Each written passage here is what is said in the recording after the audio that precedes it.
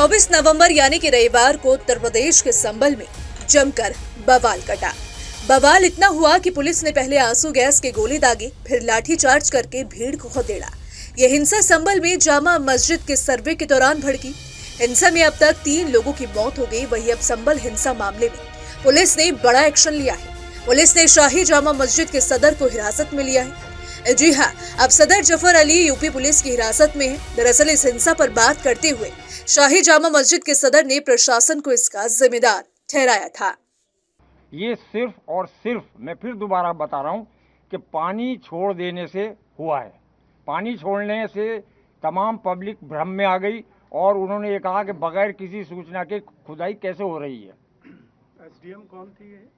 SDM संभल ने जिद की वहाँ पर कि इसका पानी खाली कराया है, जबकि एसपी महोदय और डीएम महोदय ये कह रहे थे कि नहीं, डंडे से नाप लो। जैसे ही पानी छूटा तमाम पब्लिक में भ्रम फैल गया कि उसकी जामा मस्जिद की खुदाई हो रही है। आप लोगों ने समझाया पब्लिक को, आप लोगों की तरफ से? हम लोग चूँकि मस्जिद परिसर में मौजूद थे और हमने अनाउंस भी किया, पब्लिक को समझाया। लेकिन इसके साथ साथ मैं एक और कहना चाहूँगा कि पूरी तरीके से ये एसडीएम संभल और सीओ संभल की साजिश से हुआ है। सीओ संभल ने क्या किया? सीओ संभल ने ये किया कि जिस टाइम भीड़ इकट्ठा हो रही थी पानी को देखकर कि वहाँ भ्रम की स्थिति है, खुल रही है, तब उन्होंने उनसे सीओ साहब से ये मालूम करने की कोशिश करी कि आखिर जामा मस्जिद में क्या हो रहा है। तो उन्होंने उन्हें गालियाँ दी और लाठीचार्ज करा दिया और ये भी कहा कि अगर ज़्यादा सवाल जवाब करोगे तो सबको ठोक दूंगा। सिर्फ ये पैनिक जो फैलाया है सीओ संभल और एसडीएम संभल ने फैलाया है। सदर साहब, जब एसडीएम जो हैं डीएम साहब के अधीन है और जब डीएम मना कर रहा है तो उन्होंने फिर उनका क्या मतलब कैसे कहना मान लिया एसडीएम का? फिर से जवाब सवाल करें। डीएम के एसडीएम अधीन है। हाँ है। और डीएम में मना कर रहा है कि मेजरमेंट नहीं होगा, डंडे से नाप लो, और एसडीएम जोर दे रही। तो क्या डीएम साहब ने उस बात को उनको कुछ नहीं, जो मेरे सामने मैं वहाँ मौजूद था, उन्होंने डीएम साहब ने और एसपी साहब ने ये कहा कि नहीं, इसकी गहराई जो है वो आप डंडे से नाप लें। वो नहीं मानी, बल्कि उन्होंने यहाँ तक कहा, फव्वारा चल रहा था कि इसे भी बंद कीजिए। तो हमने उनसे ये कहा कि ये तो चलता ही रहता है। आपको बता दें कि यूपी के संभल में जामा मस्जिद के सर्वे पर हिंसा हो गई थी।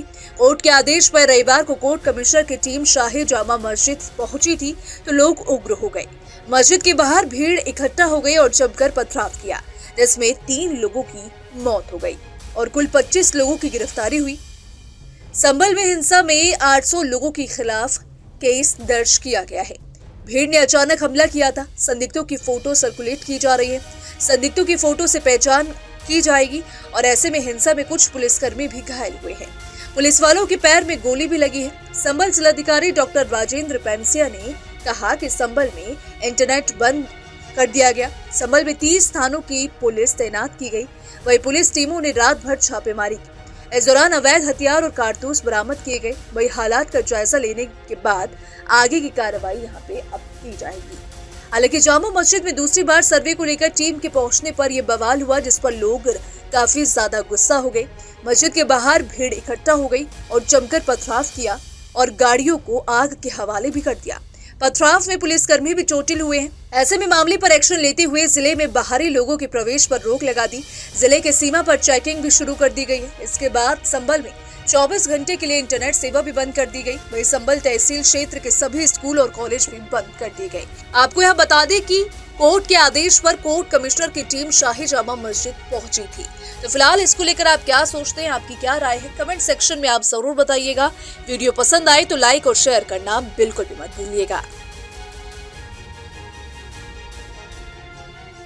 न्यूज नेशन अब व्हाट्सएप पर। खबरों की ताजा अपडेट के लिए न्यूज नेशन के इस QR कोड को स्कैन करें।